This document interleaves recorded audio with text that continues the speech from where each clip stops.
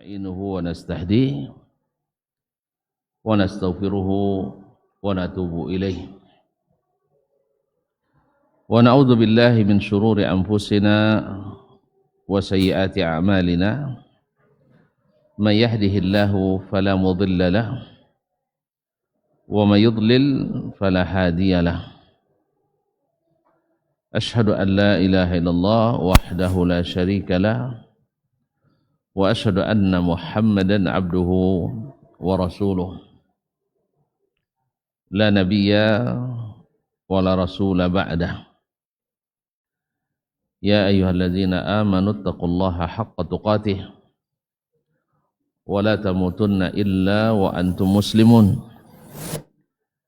يا أيها الناس اتقوا ربكم الذي خلقكم من نفس واحدة وخلق منها زوجها وبث منهما رجالا كثيرا ونساء واتقوا الله الذي تساءلون به والأرحام إن الله كان عليكم رقيبا يا أيها الذين آمنوا اتقوا الله وقولوا قولا سديدا يصلح لكم أعمالكم ويغفر لكم ذنوبكم ومن يطع الله ورسوله فقد فاز فوزا عظيما أما بعد فإن أصدق الحديث كتاب الله وخير الهدى هدى محمد صلى الله عليه ومن ذلك طلب العلم الشرعي الذي به نرتقي وعليه نعتلي بإذن الرب العلي سبحانه وتعالى ثم نصلي ونسلم على نبينا وسيدنا محمد وعلى آله وأصحابه ومن تبعهم بإحسان إلى يوم لقائه ثم أما بعد.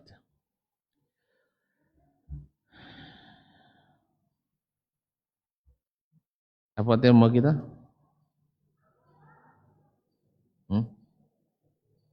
Apa tema kita? Memahami hadis.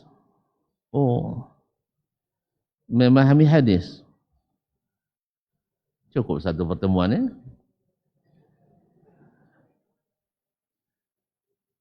Saya aja 15 tahun kata orang belum paham juga hadisnya. Kalian mau sekejap saja tak langsung paham hadis. Baiklah kita coba aja ya. Kita coba insyaallah taala. Baiklah ikhwani akhwati fillah. Alhamdulillah kita diberikan Allah Subhanahu wa taala nikmat yang besar, yaitu dengan diutusnya Nabi besar kita Muhammad sallallahu alaihi wasallam dan dipilihkan untuk kita bahasa yang merupakan bahasa utama. Kalaulah hari ini para ahli bahasa mengatakan setiap hari hilang dan lenyap dari permukaan bumi 1/4 bahasa rata-rata. Setiap hari hilang 1/4 bahasa. Tapi insya Allah bahasa Arab tidak. Sebab selama Al-Quran dan Sunnah masih tetap bersama kita sebelum Allah angkat, maka bahasa Arab akan tetap eksis, akan tetap ada dan terjaga.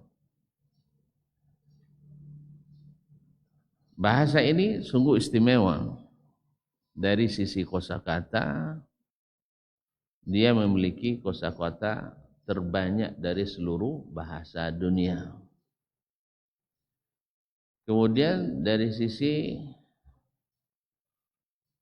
pemahaman, maka dia adalah memiliki pemahaman yang paling mendalam dari seluruh bahasa dunia. Makanya setiap katanya memiliki jazakallahu khairan. Kunci. Hah? Tahtaj? Perlu dah. Nanti lupa. Sampai di mana tadi? Memiliki kedalaman dan ketajaman analisa.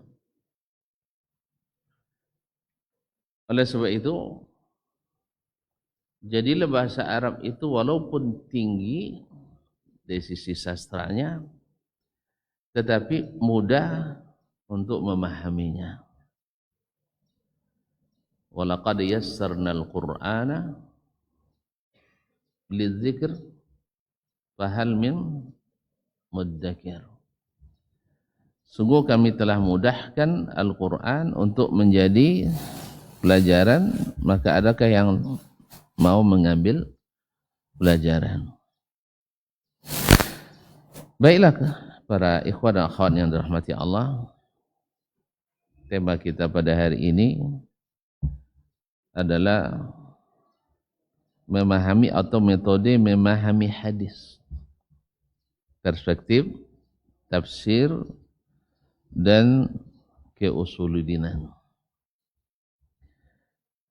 Apa maksud ini? Baik. Dalam penelitian yang dilakukan oleh para ahli, maka ditemukan bahwasanya penelitian Islam ini memiliki beberapa keistimewaan yang tidak dimiliki oleh metode-metode lainnya. Yang tidak dimiliki oleh metode-metode penelitian lainnya. Apa itu? Satu, bahwa peneliti Muslim meneliti itu berdasarkan al-iman. Jadi kita meneliti bukan hanya sekedar untuk seperti kata orang Yunani, art for art. Artinya seni untuk seni, pikiran untuk pikiran, tidak. Tapi kita meneliti adalah karena ada faktor dorongan keimanan. Sekarang kita beriman dengan sesuatu yang diajarkan dalam agama kita. Misalnya Al-Quranul Karim. Kita beriman bahwa Al-Quran munazzalun min indillah. Nah, lalu kita berdasarkan iman ini menelusuri, meneliti dan mendalami sampai kepada yakin bahwasanya kita benar-benar semakin diteliti semakin meyakini bahwa Al-Quran benar-benar dari Allah Subhanahu wa ta'ala. Makanya dalam Islam iman lebih didahulukan daripada ilmu. Beriman dulu baru bertambah ilmu. Seperti kata, kalau tuan-tuan dan puan-puan lihat dari cara Imam Al-Bukhari rahimahullah memulai kitabnya As-Sahih. Ini bagi yang belajar Sahih Bukhari. Memulai kitabnya Al-Jami' As-Sahih dengan kitab, kitab pertama dalam Sahih Bukhari, Bad'il Wahyi. Masya Allah. dimulai dengan kitab Bad'il Wahyi. Bahwa ilmu kita ini dimulai dari wahyu. Oleh sebab itu ketika mendefinisikan ilmu dalam bahasan usul fikih dan usulul hadis, para ulama mendefinisikan al-ilmu huwal wahyu. Ilmu itu adalah al-wahyu al-munazzal. Karena merujuk kepada definisi asli pada ilmu itu adalah al-ihatatu bisyai'i min kulli jawanibih. Mengetahui, menguasai sesuatu dari seluruh aspeknya. Au idraku syai' ala haqiqatihi. Memahami sesuatu seperti hakikat asalnya. Dan itu tak dapat kecuali dengan wahyu. Tak diketahui kecuali dengan wahyu. Dan subhanallah, para ikhwah dan akhwat yang dirahmati Allah Subhanahu wa taala, dan tidak ada yang menguasai ilmu tentang wahyu secara sempurna, Al-Quran maupun hadis, seperti kata Imam Asy-Syafi'i rahimahullah dalam kitabnya khususnya Ar-Risalah, kecuali Nabi sallallahu alaihi wasallam. Ini khasais yang pertama, yaitu bahwasanya ilmu kita berdasarkan faktor dorongan iman. Jadi kunna nata'allamul iman qabla an nata'allamal Qur'an. Dulu kami belajar iman dulu sebelum belajar Al-Quran. Sebelum belajar Al-Quran. Belajar iman dulu sebelum belajar Al-Quran. Thumma ta'allamna Al-Quran fazdatna bihi imanah. Lalu kami belajar Al-Quran sehingga bertambah keimanan kami. Bertambah keimanan kami. Maka Imam Al-Bukhari rahimahullah memulai dengan kitab Bad'il Wahyi, kemudian diiringi dengan kitab Al-Iman. Setelah kitabul iman, baru kitab Al-Ilmi. Kitab Al-Ilmi. Setelah kitabul ilmi, baru datang kitab-kitab yang berkaitan dengan amal. Itulah makna babul ilmi qabla al-qawli wal amal. Babul ilmi qabla al-qawli wal amal. Nah, amal yang utama tentu saja yang berkaitan dengan Allah Tabaraka wa Ta'ala. Dimulai dengan kitabu al-wudu, kitabul ghusl.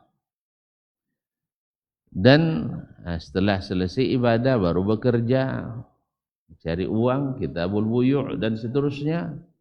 Setelah selesai bekerja dapat uang, baru masuk kitabun nikah. Mantap urutannya. Beriman dulu, berilmu, habis itu beramal, kerjakan amal-amal mahdha dulu.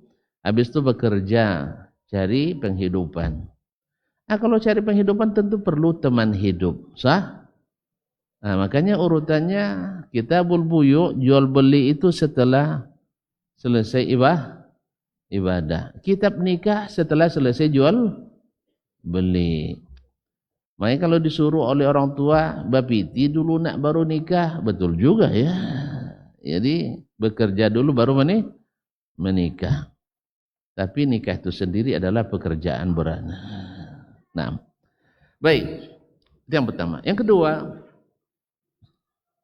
kedua, bahwa sumber referensi ilmu yang sesungguhnya adalah al-wahyu. Tadi saya katakan adalah al-wahyu. Bukan bukan hasil pemikiran, bukan pula pengalaman, bukan pula perasaan. Ini penting, sebab tidak sedikit orang belajar ilmu tapi ujung-ujungnya menjadi pengikut hawa nafsu. Sah? Hafiz Quran, iya. Hafal hadis, benar. Pakar di fikih, betul. Tapi kok jadi ahlu al-hawa? Apa sebab? Dia lupa bahwa ilmu yang sesungguhnya adalah mana taqa bihil wahyu. Imam Abu Bakar al-Ismaili dalam I'tiqadu Ahli Sunnah mengatakan, setelah beliau membentangkan keyakinan Ahli Sunnah itu adalah wa ya'taqiduna wujuba qabuli ma nataqa bihil kitabu was sunnah. Wajib hukumnya menurut keyakinan Ahlus Sunnah wal Jamaah menerima semua yang diucapkan oleh Al-Quran dan yang dikatakan oleh Sunnah. Idla mafarra lahum minha, karena tidak ada jalan untuk lari daripadanya.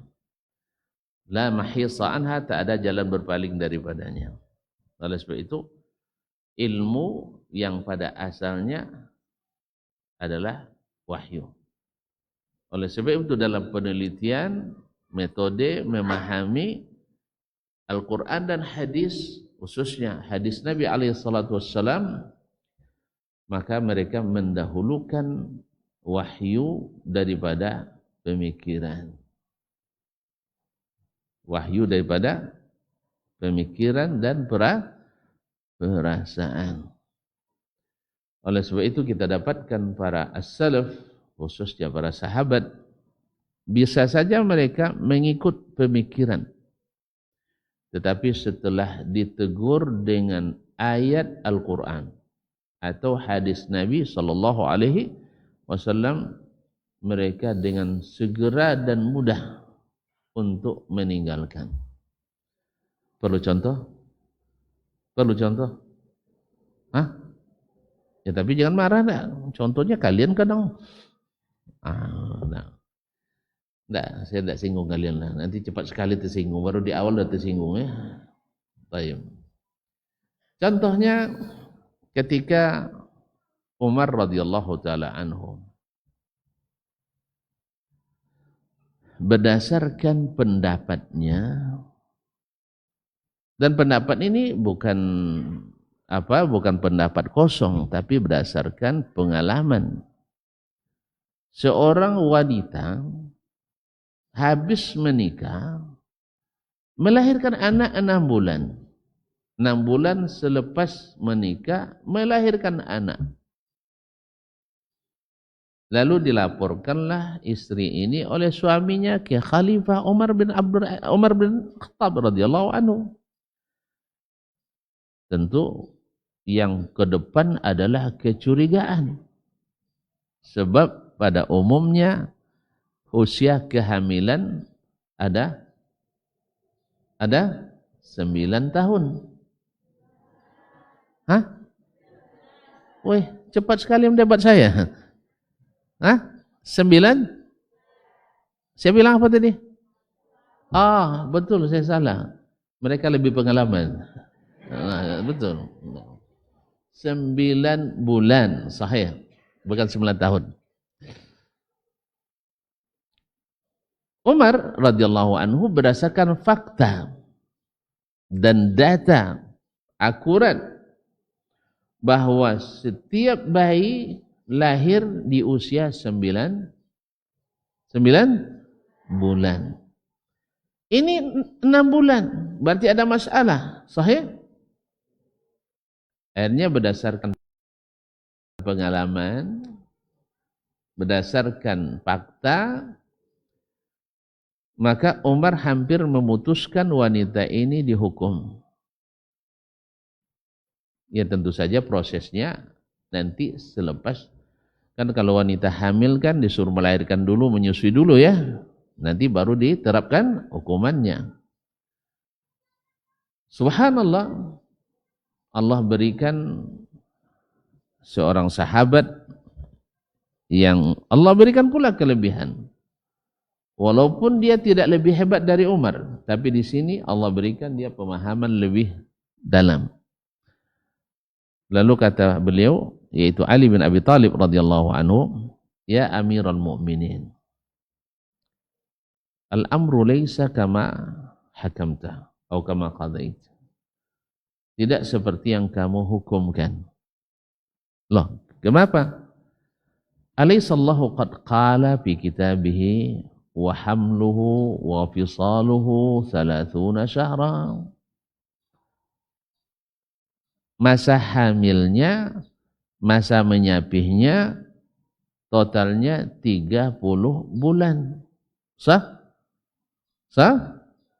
Allah menggabungkan masa hamil dan masa menyusui 30 bulan. Kemudian dalam ayat lain di surah Al-Baqarah Allah terangkan, wal walidatu yurdi'na auladahunna haulaini kamilaini liman arada ayyutimma ar-radha'ah. Ibu-ibu yang menyusui hendaknya menyusui anaknya 2 tahun sempurna. 2 tahun sempurna berapa bulan? 24 bulan. Tadi gabungan menyusu dengan hamil 30 bulan. Sekarang habis untuk menyusu 24 bulan. Untuk hamil tinggal berapa? 6. Berarti Allah sendiri mengesahkan kehamilan 6 bulan. Kenapa engkau menghukum dengan pengalaman 9 bulan? Paham? Bertentangan antara wahyu dengan kenyataan atau pengalaman atau sesuatu yang selalu berulang. Maka kita katakan bahwasanya di sini yang benar adalah wahyu. Jelas? Ada berapa? Ada 2 ya. Bahwasanya ilmu yang sesungguhnya itu adalah wahyu. Nah, disinilah datangnya yang ketiga, bahwa bila kita ingin pemahaman kita kokoh, tak goyah dan bertahan, yaitu senantiasa seperti kata Imam Al-Qayyim dalam kitab Miftahid Daris Sa'adah, bahwasanya ilmu itu kalau diambil dari ainul ilmi, dari mata airnya ilmu, man akhadzal ilma min ainil ilmi thabat, siapa yang mengambil ilmu dari ainul ilmi, air mata ilmu itu sendiri. Apa tadi air mata ilmu itu? Mata air ilmu itu Al-Quran dan Sunnah. Siapa yang mengambil dari ainul ilmi, sabat, pasti akan kokoh. Pasti akan kokoh. Coba lihat tuh. Umar ketika dikembalikan ke wahyu, langsung mereka tidak memihak ke sini dan tidak memihak ke sana. Mereka meninggalkan kedua yang bertikai, kecuali yang tak bisa melepaskan diri, para pejabat-pejabat. Nah, kalau pejabat kan tak bisa melepaskan diri ya, sah? Kalau terciduk bosnya, terbawa anak buahnya, sah? Jadi yang ikut menjadi pejabat Khalifah Ali bin Abi Thalib atau mengikut pejabat Gubernur Muawiyah di Syam, mereka mau tidak mau terlibat. Itu pun angkanya sangat-sangat minus. Dari 35.000 orang sahabat yang masih hidup, yang terlibat tidak kurang atau tidak lebih dari 40 atau kurang dari itu sampai 35 orang seperti kata Imam Az-Zahabi rahimahullah. Coba bayangkan, Masya Allah, 35.000 sahabat tidak terlibat ketika terjadi perselisihan antara Ali dan Muawiyah kecuali hanya 35 sampai 40 orang. Yang lain ijtanibul firaqah kullaha. Kata Nabi, jauhi semua pihak yang bertikai itu. Jelas? Jelas? Mereka ambil ilmu dari ainnya. Tidak analisa-analisa. Masa iya orang kampung kita, dunsana kita, kabilah kita, ini Alul Bait ini. Ali kan dari Alul Bait. Muawiyah bukan Alul Bait. Kita bantu aja Ali. Kita habisi Muawiyah. Tidak. Kata Nabi, bila ada berselisih, maka jauhi semua firqah-firqah itu. Mereka tidak banyak analisa-analisa pribadi. Jelas petunjuk Nabi alaihissalatu wassalam. Yang keempat, ciri khas metode penelitian Islam. Yang keempat adalah bahwa mereka tidak cukup dengan memakai random sampling. Tahu random sampling? Ambil contoh sampel beracak. Ini sering natijahnya beracak-acak. Nah, tapi dalam penelitian Islam adalah melalui memakai metodologi istiqra' tam. Artinya untuk memahami sebuah hadis mesti mengumpulkan semua hadis yang berkenaan dengan itu. Tidak seperti skripsi kita hari ini bicara tentang cinta dalam Al-Quran dan hadis. Ayat-ayat cinta dan hadis-hadis tentang cinta jumlahnya mungkin 300, ambil 3 sebagai sampling, sah? Habis itu nak merumuskan cinta dengan 3 ayat atau 2 hadis itu. Akhirnya apa? Hasilnya baca aja. Sah? Ini bukan metode penelitian yang sempurna dalam memahami hadis. Baik, berangkat dari sini ikhwani fillah. Pertama tadi sudah dikatakan memahami Al-Quran dan hadis, khususnya memahami hadis Nabi alaihissalatu wassalam. Saya tanya, di masa Nabi ada tak kitab syarah hadis? Ada? Tidak ada ya? Di zaman kita kenapa ada?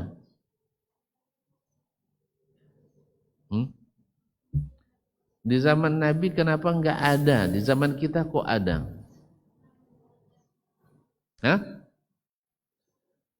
Di zaman itu hadis Nabi itu adalah syarah. Ayat itu adalah syarah. Di saat pemahaman masih lurus, masih kokoh. Sehingga ma'asyiral ikhwah dan akhwat yang dirahmati Allah SWT, mereka nak mengetahui sesuatu hukum, tanya Nabi, langsung paham. Sah? Selesai. Kalau kita hari ini tanya ke hadis Nabi, langsung tak? Langsung tak? Tak paham. Kadang salah paham. Naam. Salah paham. Oleh itu kaum muslimin dan muslimat dirahmati Allah SWT, di zaman kita serba kekurangan. Bahasa tanggung. Sejarah tergantung. Fikihnya kelas Kaupokyo, kampung. Dan hafalannya, ya, kadang kita jadi ahli tafsir, tapi tidak hafal juz 30. Habis itu menafsirkan Al-Quran, ya, ibarat, seperti sering saya bilang contohnya, ibarat orang nak buat kue brownies, tapi yang ada hanya tepung, tambah minyak goreng, tambah bawang perai. Akhirnya jadi bakwan. Ini mereknya brownies. Isinya bakwan. Apa sebab? Bahan tidak cukup. Bahan tidak cukup. Makanya dulu tidak ada mufassir di zaman dulu yang tidak hafiz Quran. Sekali pun pemahamannya menyimpang. Sehingga mereka ketika nak memahami Al-Quran, hadir dulu ayat-ayat yang yang selari dengan apa selari itu? Yang selaras ya. Yang selaras dengan ayat tersebut. Sah? Kalau sekarang enggak. Tadilah rencana bikin brownies tapi jadinya bakwan. Nak bikin rendang tapi apinya enggak cukup. Akhirnya jadi kolak daging. Tahu beda kolak daging dengan rendang? Hah? Api gasnya habis. Nah, jadi begitulah. Padahal untuk memahami Al-Quran maupun hadis, ya, memahami Al-Quran maupun hadis diperlukan bahan yang cukup. Makanya kalau masuk jurusan tafsir di luar negeri, ya khususnya di Madinah, wajib hafiz 30 juz. Wajib hafiz 30 juz. Ada dasarnya? Iya, dulu para ulama kita sebelum mereka belajar ilmu lain, sebutlah misalnya imam yang 4. Imam yang 4.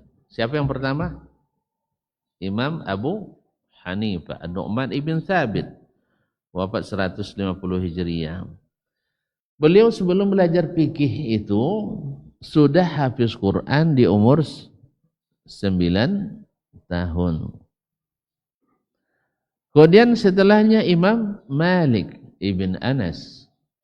Malik ibn Anas rahimahullah, Imam Darul Hijrah. Sebelum beliau belajar fikih dan lain-lainnya, tafsir, hadis, beliau sudah hafiz di umur 10 tahun. Beliau wafat 179. Kemudian Imam Asy-Syafi'i rahimahullah. Wih, ini super cerdas. Sah? Tapi kalah sama gurunya Malik kan? Nah, Imam Asy-Syafi'i rahimahullah sudah hafiz Quran umur 7 tahun. Dan sedangkan Imam Ahmad juga demikian. Sebelum diisi dengan ilmu yang lain, beliau sudah hafiz Quran umur 9 tahun. Ternyata ikhwani fillah, Al-Quran itu terbukti mencerdaskan. Terbukti mencerdaskan. Andainya tidak ada pun penelitian 3 negara penjajah waktu itu, Italia, Prancis, dan Inggris, mereka berkolaborasi meneliti kenapa umat Islam itu cerdas-cerdas. Padahal makanannya, sayurnya daun ubi, lauknya goreng keripik ubi, cemilannya rebus ubi, makan malamnya panggang ubi. Masya Allah. Hampir batang ubi mungkin dimakan juga, nah. Tapi cerdas, luar biasa. Saya bicara tentang anak-anak yang belajar di pondok nih, seperti kalian-kalian nih. Kalau kami lebih lagi. Nah, jadi air yang diminum jarang dimasak. Airnya air oren pula, kuning-kuning, habis itu disaring pakai hijau. Pakai pasir. Nah, kadang enggak pakai gelas nampungnya, pakai mulut nampung dulu. tapi sehat-sehat, cerdas. Apa pasal? Rupanya dalam hasil penelitian orang itu tahun 1120-an, 21 sampai 23, hasilnya yang membuat orang itu cerdas bahasa Arab dan Al-Quran. Makanya para ulama itu didahulukan hafal Quran dulu, sehingga mereka memahami apa yang harus dipahami dari nas-nas syar'i lebih mudah. Makanya kalau kita lihat di dalam metode memahami Al-Quran hadis, seperti yang ditulis oleh guru kami Syekh Anis hafizahullah, dhabit yang pertama, rambu-rambu pertama yang beliau sebutkan adalah fahmul hadis fi dhaw'il Quran, yaitu memahami hadis di bawah cahaya Al-Quran, yaitu memahami as-sunnah fi dhaw'il Quran. Kenapa? As-sunnah dengan Al-Quran tak akan pernah bertentangan. Tidak akan pernah bertentangan. Maka Imam At-Tahawi rahimahullah atau Imamul A'immah Muhammad ibn Ishaq ibn Khuzaimah menyebutkan kalau kalian temukan di antara nas-nas syar'i khususnya sunnah ada yang bertentangan, bawa sini saya akan kompromikan.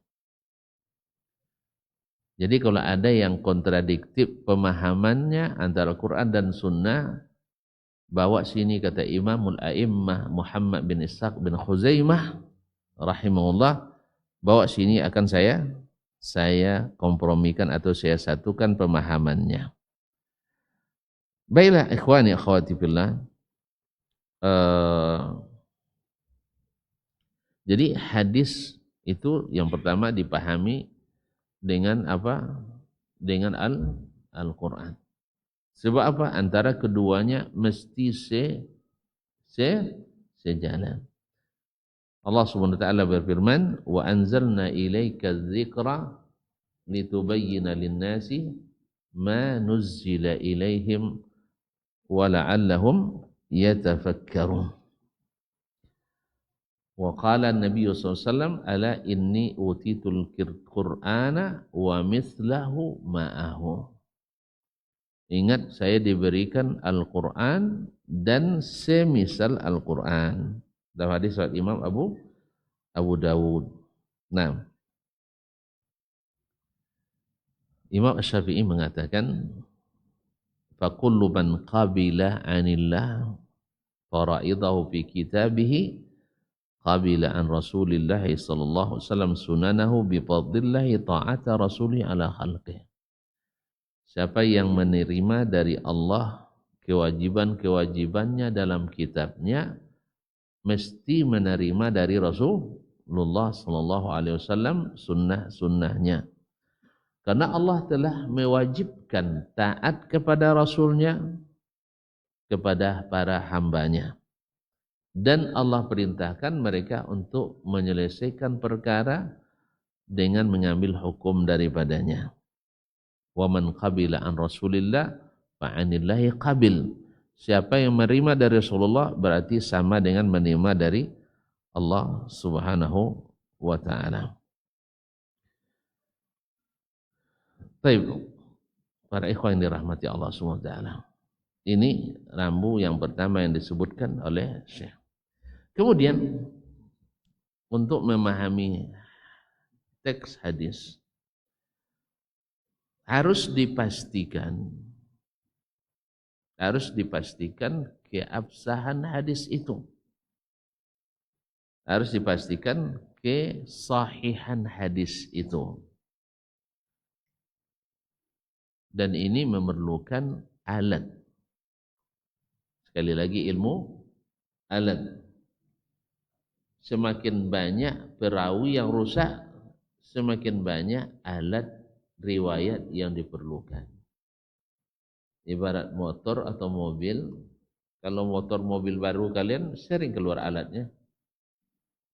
Sering keluar alatnya. Enggak ya? Kan enggak kan? Apa sebab? Tidak ada yang rusak. Makanya di zaman sahabat, ilmu jarhi wa ta'dil, ilmu ilalul hadis, ilmu naqdir rijal, ilmu tabaqatir ruwat, itu tidak keluar. Tidak keluar. Ilmu takhrij ada keluar waktu itu? Kenapa tidak? Karena riwayat masih sehat. Mesin riwayat masih sehat. Tidak ada yang rusak. Sah? Tidak ada yang rusak.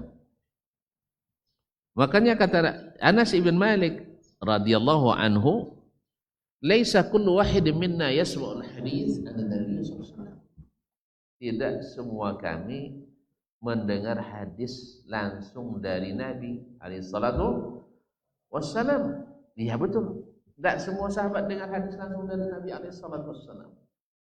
Walakin laisa minna man yakdzib. Cuman tidak ada satupun kami yang pandai berdusta. Kalau kita hari ini, boleh saya tanya,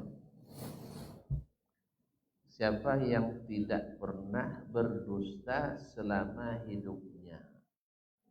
Tolong tunjuk tangan. Ada hadiah. Ada hadiahnya. Tapi jangan ketika nunjuk tangan dusta lagi. Hah? Hah? Jadi oleh sebab itu, di zaman kita kebutuhan pada ilmu jarh wa ta'dil, naqdul hadis lebih besar. Apa sebab? Jadi remnya kampas tidak ditukar pula, sah? Dan ditambah airnya, oli dapat campur pula dengan air, sah? Nah, jadi oleh sebab itu banyak rusaknya, sehingga perlu banyak alat yang dikeluarkan. Maka diperlukan ilmu jarh wa ta'dil, ilmu naqdis sanadil matan, ilmu tahlilil mutun, dan lain-lainnya. Sehingga baru sampai kepada pemahaman terhadap sebuah hadis itu. Karena bagaimanapun tidak perlu kita menghabiskan waktu mensyarah sebuah hadis, ujung-ujungnya hadisnya maudhu. Sah? Hadisnya palsu. Untuk apa disyarah? Untuk apa dipahami? Apalagi yang berkaitan dengan hukum atau berkaitan dengan akidah dan keyakinan. Khususnya yang berkaitan dengan keyakinan. Baik. Jadi ketika memahami matan hadis, diperlukan yang pertama adalah memastikan keabsahan matan itu sendiri. Memastikan keabsahan matan itu sendiri. Kemudian selepas itu nanti baru kita sandingkan dengan Al-Quran dan hadis-hadis lain. Dan ingat sekali lagi, tidak akan ada bertentangan antara hadis yang sahih dengan Al-Quranul Karim. Sebab Allah sudah mengatakan, walau kana min indi ghairillah lawajadu fihi ikhtilafan katsira.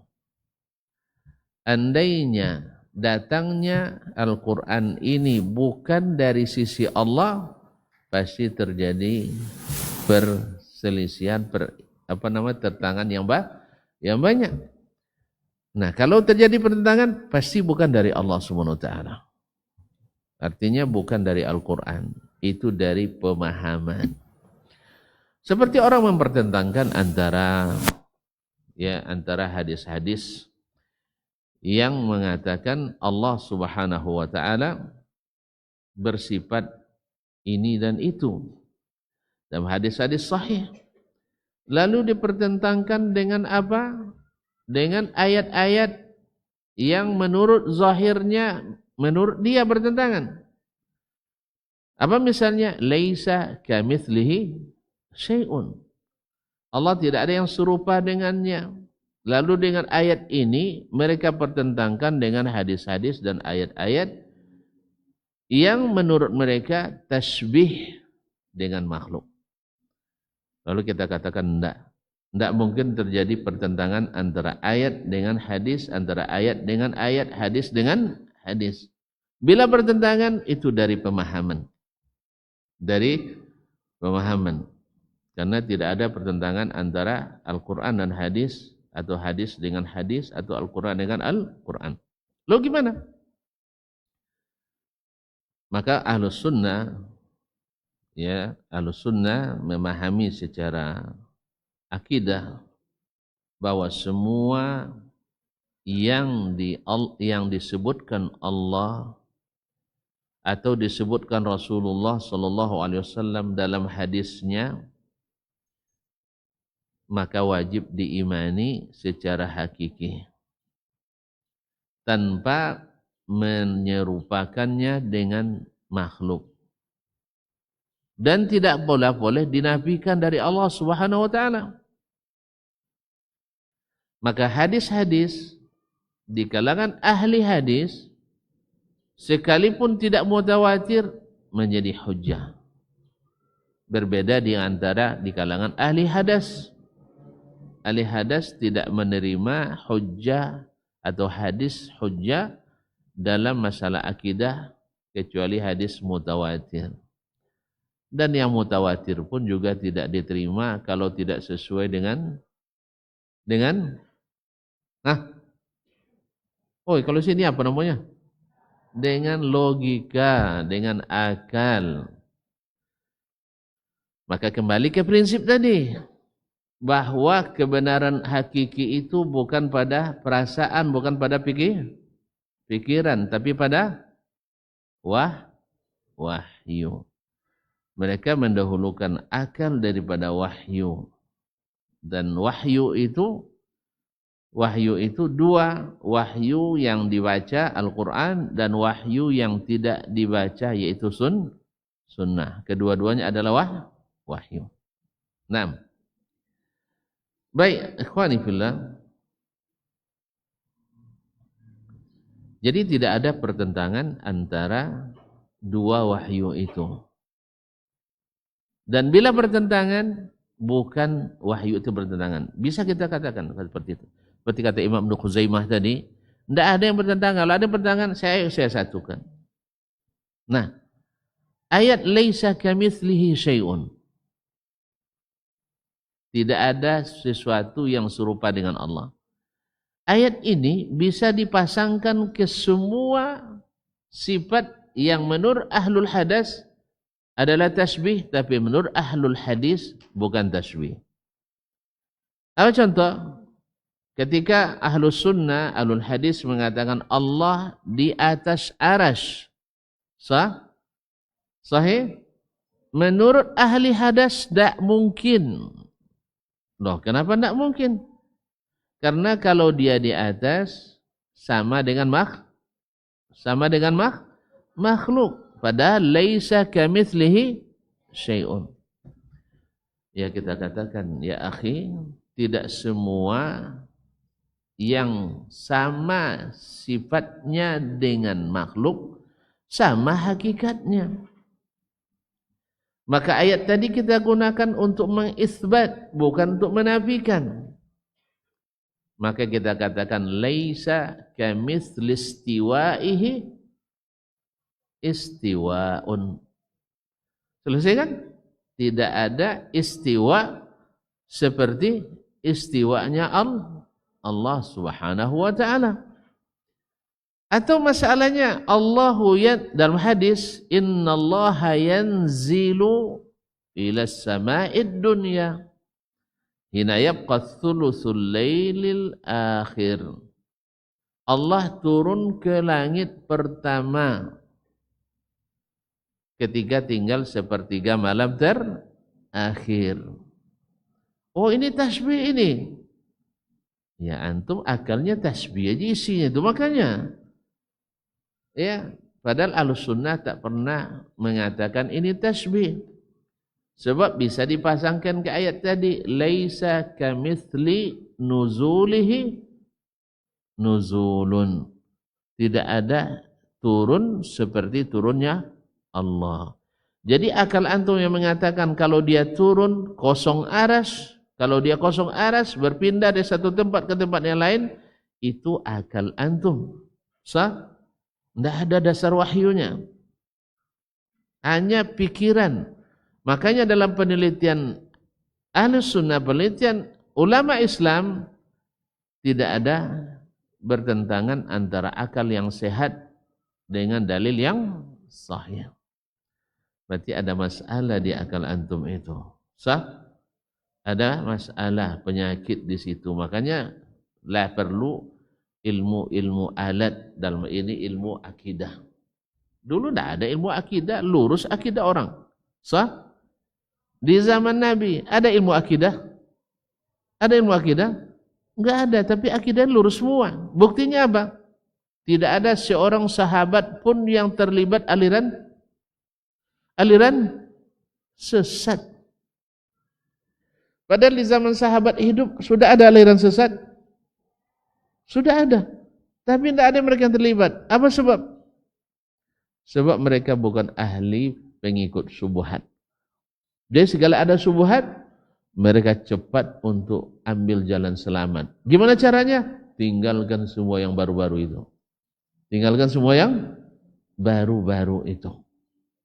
Karena semua yang baru itu bid'ah, dan semua yang bid'ah itu hasanah. Iya, kata ahlinya mesti hasanah. Tapi walaupun hasanah di sisi Allah adalah dalalah. Di sisi pelakunya hasanah. Tapi di sisi Allah tetap dalalah. Jelas? Jadi ilmu alat ini keluar di saat memang pemahaman sudah banyak yang rusak. Mulai daripada alat mendeteksi kebenaran hadis, karena sudah mulai ada yang berdusta. Menurut tuan-tuan dan puan-puan, orang berdusta karena apa? Orang berdusta itu disebabkan oleh apa?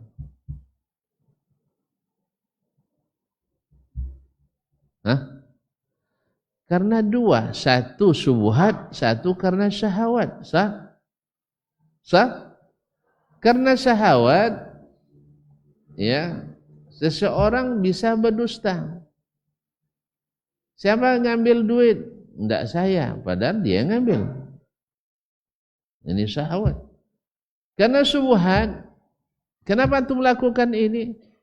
Ini ada hadisnya ini. Mana hadisnya? Keluarkan hadis palsu. Karena dia mengatakan bahwa dusta atas nama Nabi untuk membela agama Nabi tidak berdosa. Sebagaimana menambah-nambah amalan asal baik tidak berdosa. Akhirnya dia berdusta. Ini bagian dari agama. Jelas? Jadi orang berdusta itu karena apa? Karena ingin sesuatu. Padahal, makanya saya katakan antara bid'ah dengan dusta itu adalah kawan akrab. Setiap ahli bid'ah mesti ahli berdusta. Mesti ahli berdusta. Dan karena sahabat tak pandai berdusta, maka mereka tak ada yang terlibat aliran sesat. Dan aliran sesat itulah yang banyak membuat orang berdusta. Semakin banyak sesatnya, semakin banyak dustanya. Makanya di antara aliran bid'ah dalam Islam yang paling banyak bid'ahnya adalah Syiah, maka mereka lah juara satu dalam berdusta. Ya, mereka juara satu. Ya, selalu dibayang-bayangi oleh az-zanadiqah, orang-orang zindiq yang masuk Islam untuk mendapatkan atau untuk merusak Islam dari dalam. Nah, ikut pula para penceramah, tukang cerita yang mengarang-arang cerita. Allahumma musta'an. Jadi diperlukan ilmu naqdur rijal untuk memeriksakan keaslian, kemudian ilmu jarh wa ta'dil, kemudian ilmu ilalul hadis, dan juga ilmu bagaimana menganalisa matan hadis Nabi alaihi salatu wassalam. Taib ikhwani akhwati fillah.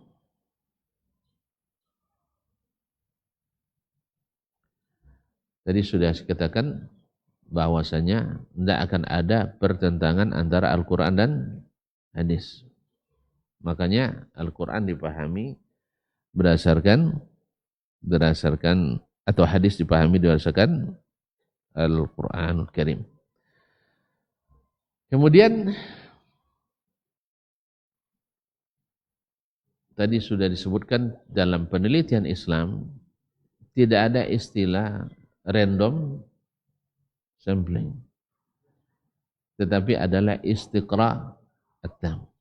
Demikian juga para ulama hadis menyebutkan salah satu rambu memahami hadis dengan benar, mengumpulkan semua hadis yang berkenaan dalam satu bab. Mengumpulkan hadis yang berkenaan dalam satu bab. Dan ini yang dilakukan oleh para ulama-ulama yang khususnya menulis hadis-hadis tematik. Hadis-hadis tematik. Misalnya ahaditsu as-siyam. Jadi semua hadis yang berkaitan dengan puasa dia kumpulkan dalam satu kitab. Atau ahaditsu al-ilmi, hadis tentang keutamaan ilmu. Maka semua hadis yang berkaitan dengan itu ditempatkan atau dibuat dalam satu kitab. Sehingga pemahaman orang tentang ilmu adalah pemahaman yang komprehensif berdasarkan Al-Quran dan As-Sunnah. Jadi mengumpulkan semua hadis yang berkenaan di satu tempat.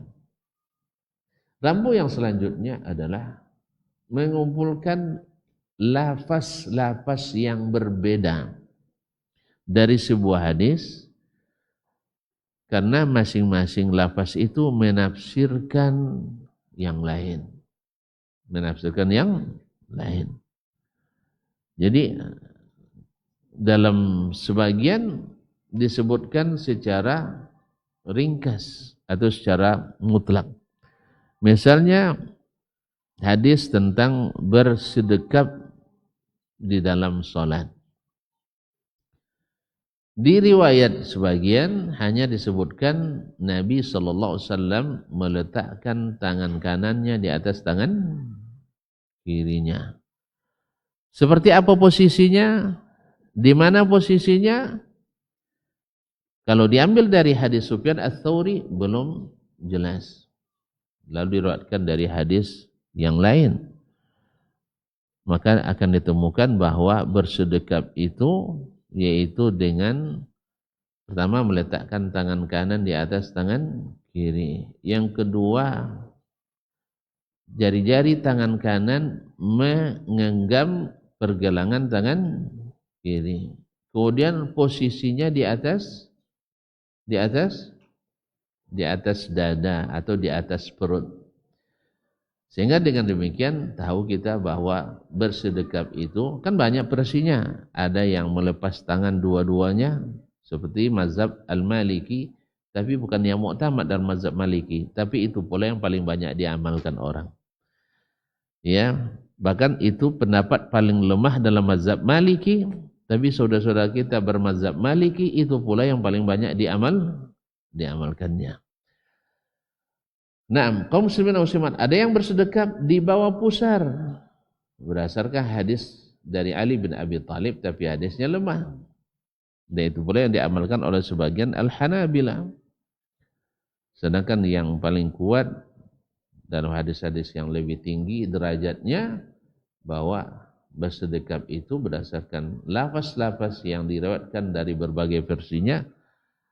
Setelah dikumpulkan, didapatkan di atas dada, kemudian tangan kanan menggenggam pergelangan tangan kiri, kemudian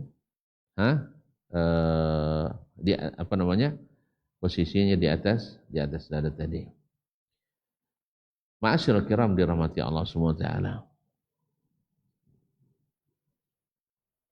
Kemudian dalam memahami hadis perlu juga, walaupun tidak semuanya dan tidak lazim, mengetahui asbabul wurud, asbab wurudul hadis. Sebab kalau dipahami tanpa asbabul wurud, kadang-kadang bisa salah paham.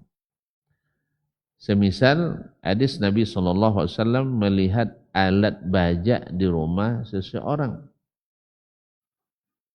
Alat bajak di rumah seseorang, lalu dia katakan, la yuflihu qaumun, tidak bahagia suatu kaum di rumahnya ada alat ini.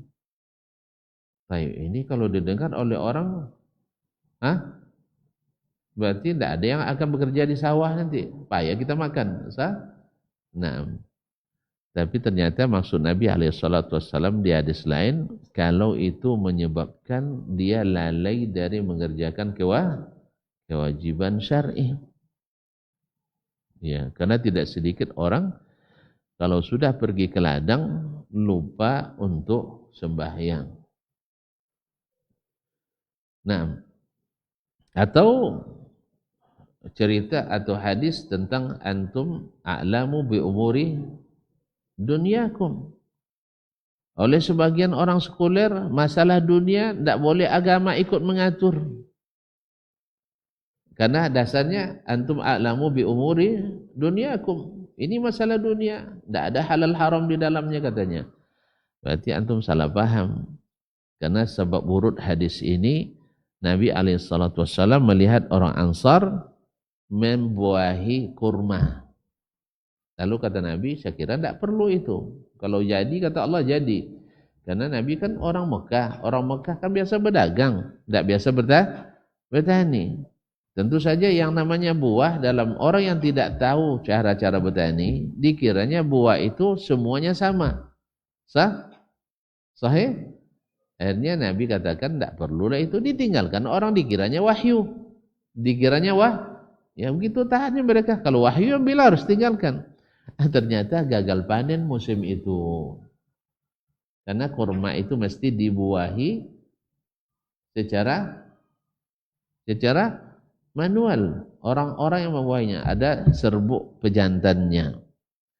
Dan serbuk pejantan ini oleh orang-orang yang tidak beranak dijadikan obat untuk mendapatkan anak pula. Allah musta'an. Tapi kabarnya orang Indonesia juga yang pertama menemukannya. Indonesia banyak penemuan-penemuannya, Masya Allah. Termasuk hati onta Indonesia. Baik, ikhwani fillah. Kemudian sekali lagi bahwasanya bagaimana fungsi akal dalam memahami hadis dipakai atau tidak. Ini sering orang mengatakan ahli hadis itu tak menggunakan akal. Betul atau salah? Kalau orang tidak berakal, bisa paham? Bisa menghafal? Bisa mensahihkan? Bisa mendhaifkan? Terus gimana bilang tidak menggunakan akal? Jadi ahlul hadis dari awal menerima hadis sudah menggunakan akalnya. Sehingga ketika ada orang yang meriwayatkan hadis dari Imam Malik misalnya, langsung dari Nafi', dia tahu enggak, ini hadis bukan dari Malik, dari Nafi', dari yang lain. Dia tahu. Berarti akalnya jalan apa enggak? Jalan apa enggak? Masa iya orang yang hafalannya banyak, akalnya lebih tak jalan daripada orang yang hafalannya enggak ada? Menghafal mudah apa enggak? Menghafal mudah apa enggak? Mudah. Susah. Menjaga hafalan susah apa enggak? Susah. Di mana tentu menghafal? Ya di akal. Lalu akal di mana tempatnya? Di mana tempatnya akal itu? Di mana? Di sini. Tidak ada nampak di sini. Tidak ada. Dia tidak ngambil tempat. tapi dia ada di sini. Ada yang bilang di sini, sah? Ada yang bilang di sini, di dengkul. Sah? Dimanapun letaknya, akal tak mengambil tempat. Ada tempatnya? Enggak. Makanya ketika Allah di atas aras, kenapa antum paksa dia punya tempat? Akal antum saja ada, tapi dia tidak mengambil tempat. Makanya logika, semata-mata logika, kalau tidak didukung dengan wahyu selalu menyesatkan. Oleh sebab itu makanya logika ahli hadis selalu sejalan dengan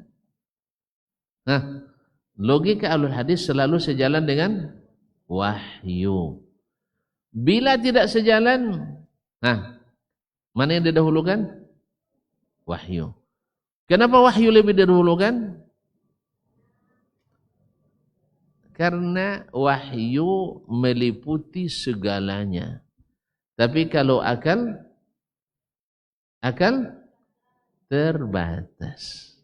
Oleh sebab itu tidak mungkin kita dahulukan yang kemampuannya terbatas dari yang kemampuannya tanpa batas. Nah, inilah di antara rambu-rambu yang harus kita ikuti dalam memahami hadis-hadis Nabi alaihi salatu wassalam. Kemudian ada lagi takhsisul am, taqyidul mujmal, atau taqyidul mutlak, wa bayanul mujmal, an-nasikh wal mansukh dan sebagainya yang masuk dalam rambu-rambu dalam memahami ini. Dan konteksnya dalam ilmu tafsir dan keusuludinan bahwasanya kalau keusuluddin kan banyak berkaitan dengan akidah dan keyakinan.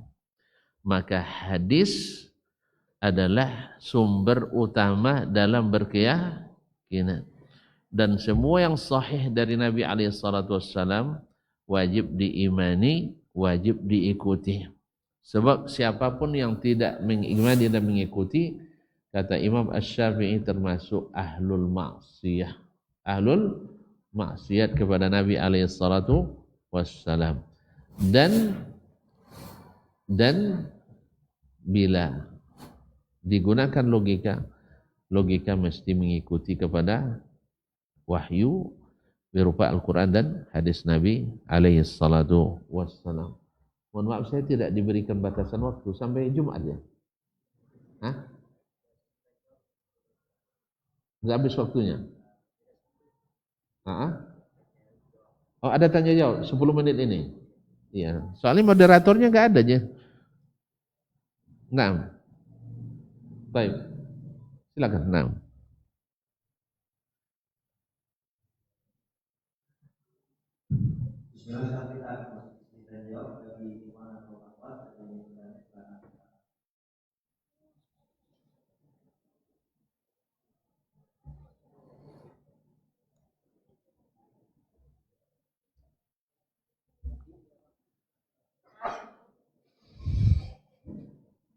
Assalamualaikum warahmatullahi wabarakatuh. Waalaikumsalam warahmatullahi wabarakatuh. Saya ingin bertanya, bagaimana sebaiknya kita menyikapi seorang yang secara jelas menyampaikan hal-hal yang tidak benar di media sosial, misalnya dalam ceramahnya menggunakan bahasa semut atau semacamnya. Namun skip aja. Ya, kata Nabi Imam Syafi'i mengatakan wa khairun min ijabati sabihi sukutu. Yang lebih baik daripada menjawab orang yang dungu itu adalah didiamkan. Karena semakin kita jawab semakin menjadi nih. Semakin antum buka semakin banyak tayangannya, banyak honor dari YouTube nanti. Oleh sebab itu diabaikan saja, di skip saja. Ya kan? Kenapa? Kalau orang berilmu tak akan tertipu. Tapi kalau orang bodoh, ya, atau tidak mengikuti ilmu, itu yang tertipu. Masa iya bahasa semut makali inna juga. Masalah Suryani makali inna juga. Bahasa Ocu makali inna juga. Gitu udah tahu orang. Oleh sebab itu tidak usah aja dibuka. Ya dosa aja dibuka. Dia biar tenggelam sendiri. Kecuali antum punya kuasa. Antum di Kementerian Minfo misalnya, informatika kan, antum stop aja dia video-video merusak kayak gitu. Sah?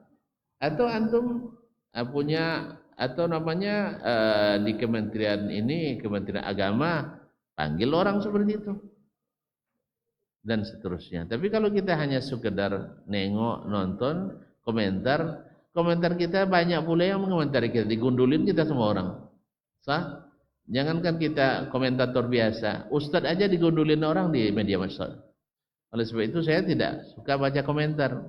Dan kalau baca komentar saya tidak komentar. Saya tidak terpengaruh. Ya, nak komentar lah. Sampai-sampai orang tu bilang, "Anda usah komentari, dia tidak akan baca juga," katanya. Nanti kita yang penat sendiri. Alah, rasain tu bilang. Saya komentar aja. Sikap kita seperti Imam Nabi Musa alaihissalam. Tahu kalian sikap Nabi Musa alaihissalam? Para nabi pada umumnya, ketika beliau dituduh oleh mereka jahil atau bodoh, dia tidak jawab karena dia tidak bodoh. Sah?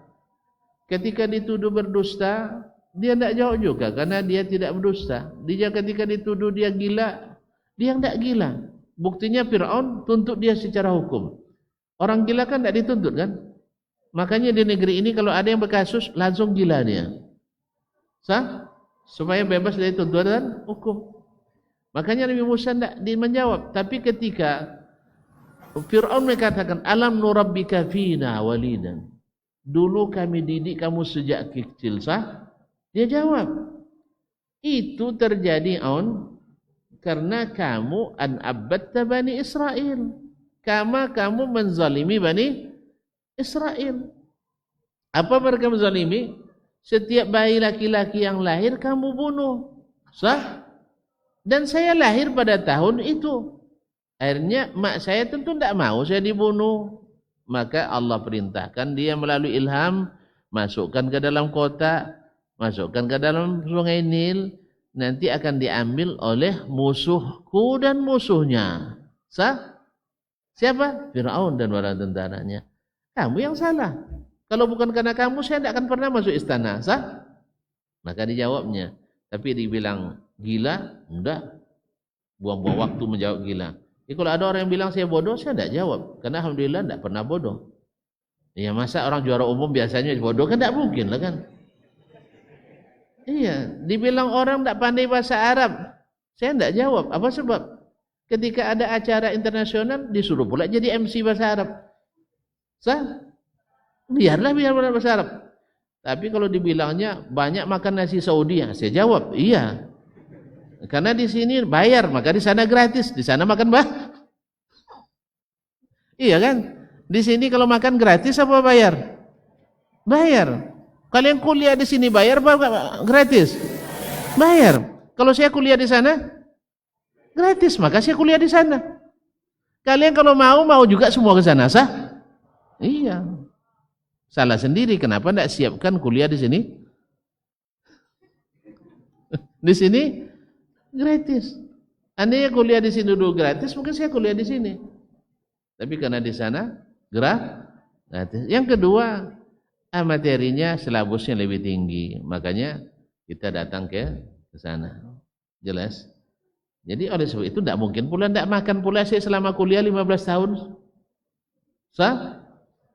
Kalau ada yang gratis, kalian pilih yang dibeli atau yang gratis? Orang Indonesia. Jadi kalau itu saya jawab, ya Anda banyak makan nasi Saudi, ya betul, betul saya banyak makan nasinya. Apa sebab? Saya lama tinggal di sana dan diberinya makan. Terus kalau dikasih makan, tidak mungkin saya tolak, sah? Apalagi PT di negara awak tidak nawur kan? Nah, beasiswa di negara kita ada enggak sampai 1,5 miliar? Ada enggak? Kan tidak ada. Kalau orang tu kasih kalian tolak? Kalian tolak? Enggak lah. Jadi oleh itu kaum muslimin. Tapi kalau seandainya presiden siapkan Dasman jangan kuliah ke luar negeri ini, saya siapkan untuk kamu 3 miliar sampai S3. Siap saya. Siap. Cuma kan tidak ada kan. Oleh sebab itu kaum muslimin muslimat, tidak usah dijawab aja loh Ustaz ya. Dia skip aja lah. Waktu. Nah, terima kasih.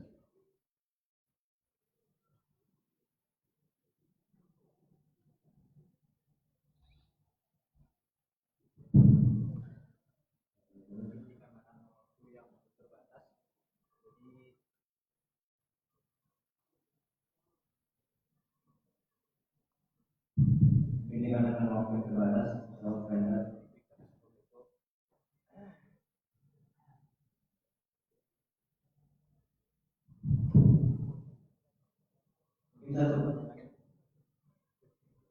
mungkin satu pertanyaan lagi dari Ahmad, boleh? Ada yang ingin bertanya?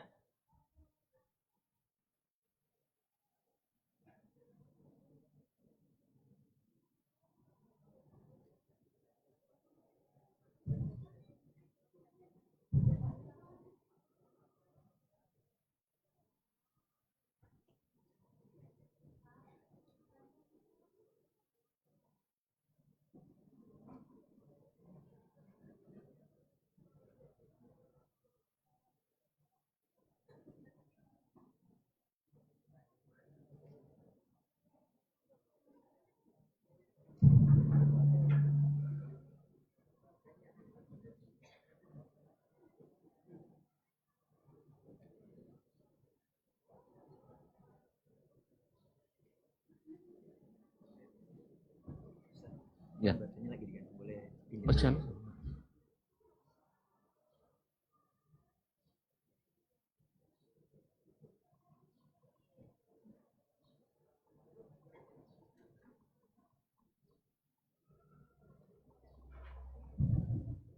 Bismillah, ini bertanya Ustaz. Ya. Di dalam hadis kan terdapat lafaz yang qala Nabi sallallahu alaihi wasallam.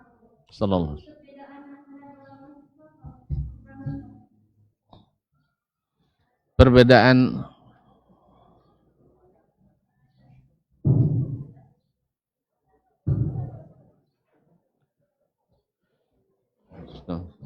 dalam hadis ada qala Rasulullah dan ada qala Nabi, gitu ya? Ya sama aja.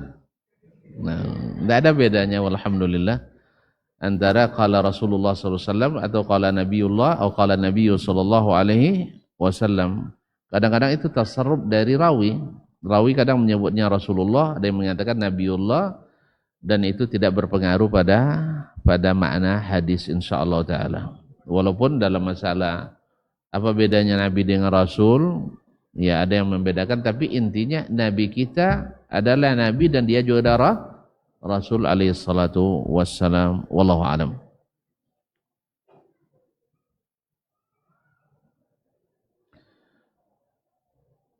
Baik ya.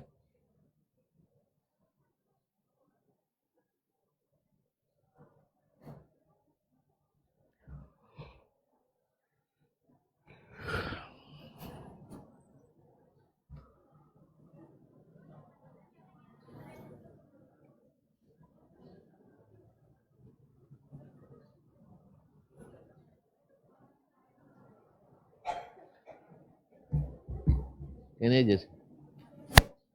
Pakai ini aja.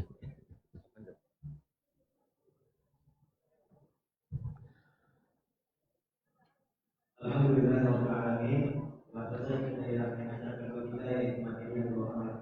Ustaz Dr. Desman, Allah taala, wa naqul jazakumullahu khairan wa jazakumullahu ahsanal jazaa. Amin. Banyak-banyaknya kepada Ustaz atas ilmu yang bermanfaat. Semoga Allah Subhanahu wa taala membalas kebaikan Ustaz. Amin. Baik-baiknya balasan maupun di dunia dan akhirat.